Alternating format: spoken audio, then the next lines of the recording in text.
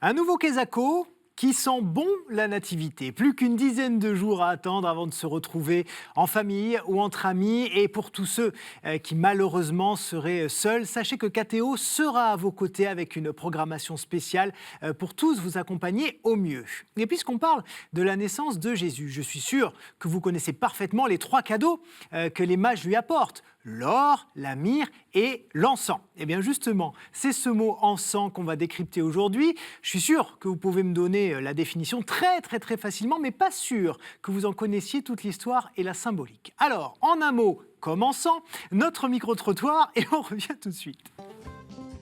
La première chose qui m'évoque quand on me parle d'encens, c'est les odeurs, c'est les évaporations d'herbes qui brûlent sur un même bâton. C'est généralement ce qui est diffusé dans les églises au moment des prières, peut-être pour ouvrir l'essence des gens, pour se sentir peut-être plus apaisé. C'est tout l'Orient. Les odeurs, l'ambiance, la petite fumée qui sort du petit bâtonnet comme ça, et puis ça j'adore l'encens. Moi ça me fait penser à quelque chose de brûlé, quelque chose qu'on fait, enfin qu'on utilise pour enlever nos péchés ou quelque chose qui ressemblerait à ça. Ouais. C'est lié à une connexion, une forme de connexion à Dieu et à d'autres formes de spiritualité. Voilà, pas beaucoup de surprises, les gens savent ce qu'est l'encens et plus ou moins à quoi il sert. Et il est temps de se tourner vers le Père Clasen. Bonjour. Bonjour. Allez, on est prêt à vous encenser une fois de plus pour la qualité de vos explications. L'encens, d'abord, qu'est-ce que c'est et d'où ça vient ? Ce sont des résines d'arbres, mais avec des aromates, des parfums. Et donc, on les fait brûler. Et ça sert à embellir ce qu'on respire. Et ça, c'est multimillénaire comme utilisation dans la spiritualité. C'est impressionnant. C'est-à-dire, on le trouve absolument dans toutes les religions. Mais toutes. Dans l'animisme, dans l'hindouisme, dans le chamanisme. Tout. Le judaïsme, le christianisme, l'islam. Enfin, Et dans la Bible alors ? Dans la Bible, quand est-ce qu'on en entend parler pour la première fois ? On en entend souvent parler. Dès le livre de l'Exode, quand on nous raconte la construction de la tente de la rencontre, puis après dans le temple, il y a un autel à encens. C'est-à-dire une sorte de vase où il y a des charbons, des braises. C'est pas l'encensoir tel qu'on le connaît aujourd'hui.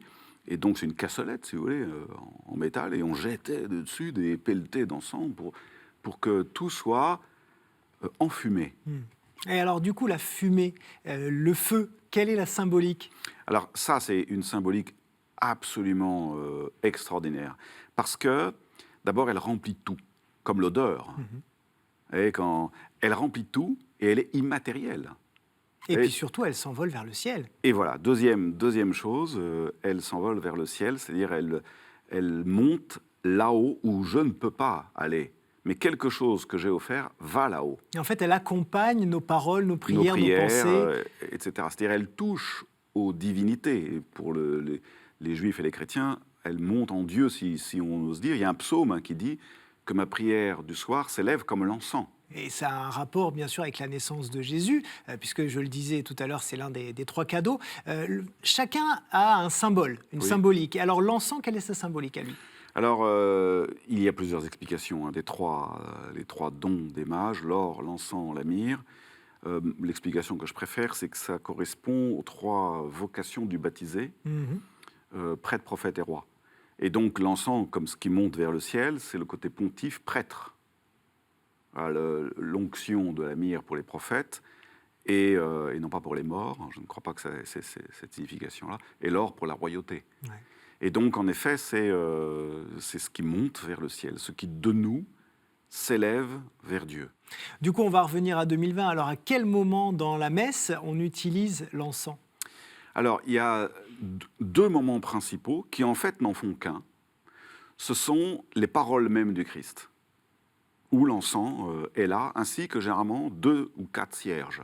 C'est la proclamation de l'Évangile, donc qui est encensée, l'évangéliaire est encensé, et pendant la lecture de l'Évangile, quand on a la chance d'avoir des servants de messe qui se débrouillent un peu, le turiféraire, car il s'appelle comme ça, voilà un bon mot pour Quesaco, difficile, le turiféraire balance l'encensoir pendant toute la lecture, parce que ce sont les paroles mêmes du Christ. Et donc les 2e paroles mêmes du Christ, c'est les paroles de la consécration.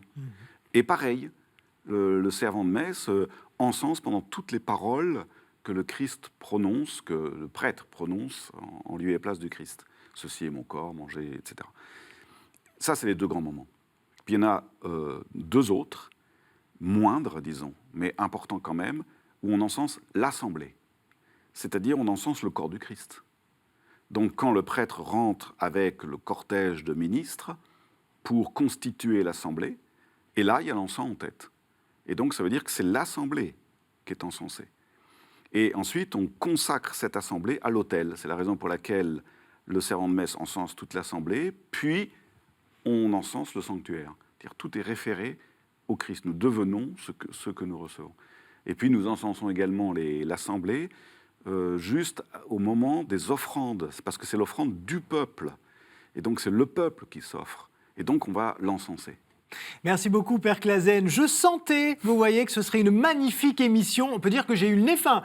Merci à vous de nous avoir mis en odeur de sainteté aujourd'hui encore. Et j'en finis là avec mes jeux de mots sur l'odorat en vous souhaitant une belle semaine pleine de parfums agréables et enivrants. Ciao.